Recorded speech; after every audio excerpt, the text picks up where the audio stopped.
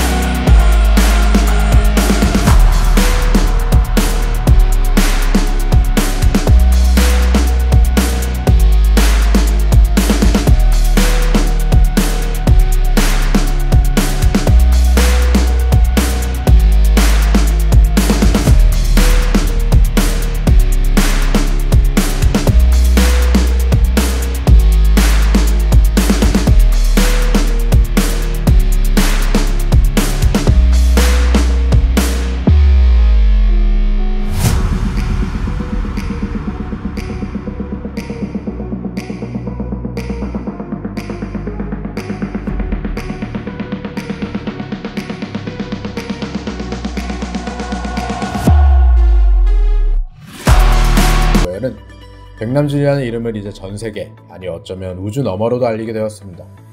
왜냐하면 이 실험적인 TV쇼는 세계 최초로 인공위성을 통해 생중계되었기 때문이죠. 이 영상에는 백남준의 스승이자 현대음악의 전설이 된 존 케이지와 프랑스의 세계적인 배우 이브 몽땅, 현대무용의 거두인 머스 커닝햄, 초현실주의의 선두주자였던 살바도르 달리까지 등장합니다. 이 난해한 영상의 주제는 바로 조지 오웰이 소설 1984에서 예견했던 미래에 대한 전면적인 반박입니다. 오웰이 예측한 억압과 광기의 시대는 오지 않았고 우리는 여전히 현재를 잘 살고 있다를 의미하죠. 조지 오웰의 소설에서 발달한 과학은 인류를 옥죄는 도구로 사용될 것이라 예견했지만 백남준의 1984년에서 그는 발달한 과학을 통해 예술의 새로운 패러다임을 열었습니다. 백남준이 그토록 위대한 아티스트로 평가받는 이유를 바로 여기서 찾을 수 있습니다.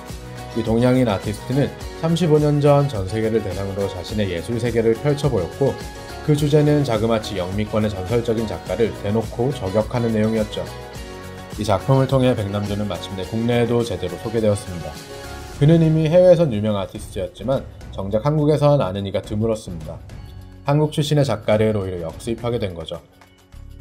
1988년 서울올림픽을 맞아 백남준은 손에 손잡고를 발표했습니다.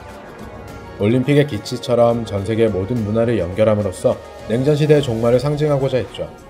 인공위성이라는 새로운 기술을 이용해 물리적 거리 한계를 넘어선 예술을 펼쳐보였습니다.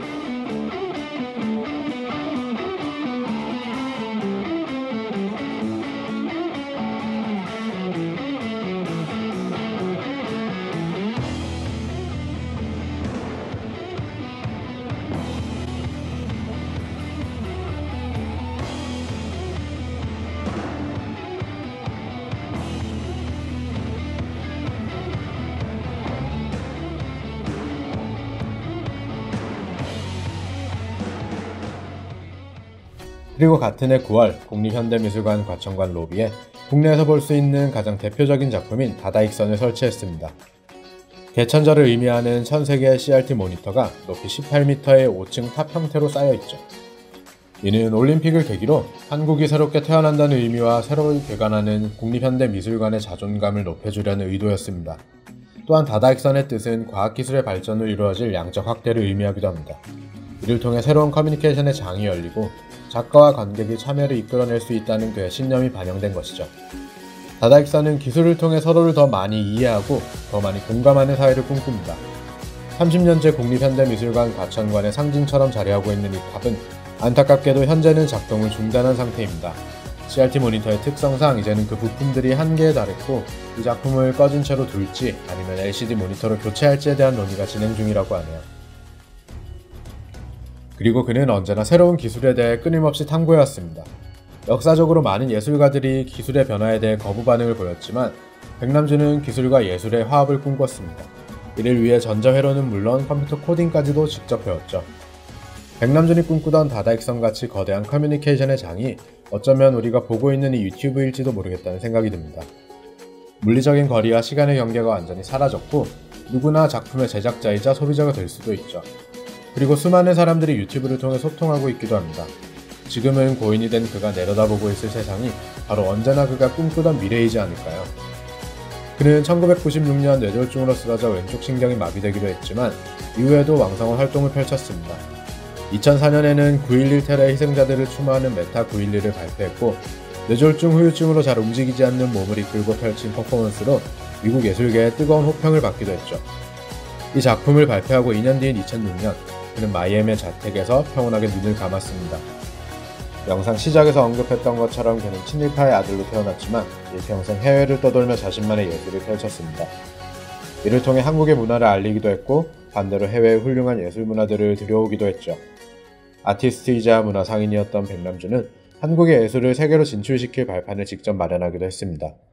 예술계의 올림픽으로 불리는 베니스 비엔날레는 미국 휘트니, 브라질의 상파울로와 더불어 세계 3대 예술제입니다. 원래 한국은 따로 국가관이 없이 이탈리아관의 한 켠에 겨우 몇 점의 작품이 간간히 들어가는 정도였죠. 1995년 비엔날레 주최 측은 베니스 비엔날레 100주년을 맞아 추가로 하나의 국가관을 더 개설한다고 공표했습니다. 이에 한국을 포함한 23개국이 줄을 섰고 한국이 국가관을 개설할 확률은 희박해 보였습니다. 사실 93년 대전 세계박람회 직후부터 베니스 비엔날레에 국가관을 건립하기 위한 움직임이 있었습니다. 이를 위해 구체적으로 노력하던 이들도 있었고요.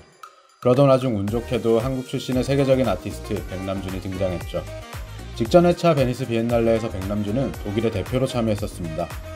그러나 한국관 개설에 대한 움직임이 일자 백남준도 이에 적극적으로 동참했죠. 그는 베니스 시장에게 서신을 보내 한국관의 남북이 공동으로 참여한다면 이는 노벨 평화상감이 아니냐며 꼬시기도 했죠. 여러 사람과 정부의 노력에 힘입어 마침내 베니스 비엔날레 한국관이 개설되었습니다. 그리고 같은 해 9월 한국 광주에서 아시아 최초의 비엔날레가 개최되었죠. 제1회 광주 비엔날레에서도 백남준은 디렉터로 직접 참여해 인포아트전을 열었습니다. 그는 한국에서는 거의 활동을 하지 않았고 애국주의를 철저히 배격하던 인물이기도 했습니다. 하지만 세계 최고의 예술제인 베니스 비엔날레에 한국관을 건립하는 데 일조했다는 것은 분명한 사실입니다. 덕분에 한국의 현대미술이 세계 시장에 진출하는 것에 꽤나 많은 도움이 되었죠. 백남준을 빼고 현대미술에서의 미디어 아트를 논하는 것은 불가능합니다. 해외에서 그는 비디오 아트의 아버지 남준팩으로 불리죠. 백남준은 생전 그의 전위적인 작품 세계뿐만 아니라 파격적인 언행으로도 많은 주목을 받은 아티스트입니다. 아마 그의 발언 중에서도 가장 유명한 말이 예술은 사기다 라고 했던 폭탄선언이었을 겁니다. 그가 말했던 대로 현대미술은 정말 사기꾼들의 공판장인 걸까요? 아니면 또 다른 메시지를 담은 발언이었을까요? 이 질문에도 사실 정답은 없습니다. 그의 예술을 어떻게 받아들이는지에 달려있죠. 이 영상을 보고 계신 여러분들은 어떤 생각을 하고 계실지도 궁금해지네요. 2008년에는 경기도 용인시에 백남준 아트센터가 건립되었습니다. 그의 다양한 작품들을 직접 만나볼 수도 있고 이제는 고인이 된 그의 작품과 현재를 살아가는 작가들과의 협동전도 진행되고 있죠. 대중교통이 조금 아쉬운 위치에 있긴 하지만 좋은 공간 구성과 상설전, 기획전이 준비되어 있으니 관심이 있으신 분들은 꼭 한번 가보시길 추천드려요. 참고로 관람료도 무료입니다. 언제나 새로운 세상을 꿈꾸던 백남준의 열정을 이번 영상을 통해 구독자 여러분들이 좀 더 가깝게 느낄 수 있으면 좋겠네요. 현재 국립현대미술관 서울관에서 김순기 작가의 전시 게으른 구름이 진행 중입니다. 오늘 소개해드린 백남준과도 특별한 인연이 있는 작가이죠. 김순기 작가는 백남준과는 또 다른 방식으로 70년대부터 프랑스에서 비디오 아트와 퍼포먼스 아트 등으로 활동해온 작가입니다. 그녀는 우연한 기회에 존 케이지와 인연이 닿았고 존 케이지를 통해 백남준을 소개받기도 했었죠. 이 인연으로 1983년 파리에서는 백남준과 함께 퍼포먼스를 펼치기도 했습니다. 그리고 그녀 또한 백남준처럼 해외에서 더 유명한 아티스트이기도 합니다. 김순기 작가의 게으른 구름전은 내년 1월 27일까지 진행될 예정이니 직접 가보셔서 백남준과는 또 다른 미디어 아트의 세계를 느껴보는 건 어떨까요? 지금까지 레츠하트 감자쌤이었고요. 오늘 영상이 도움이 되셨다면 구독과 좋아요, 댓글까지 부탁드립니다. 감사합니다.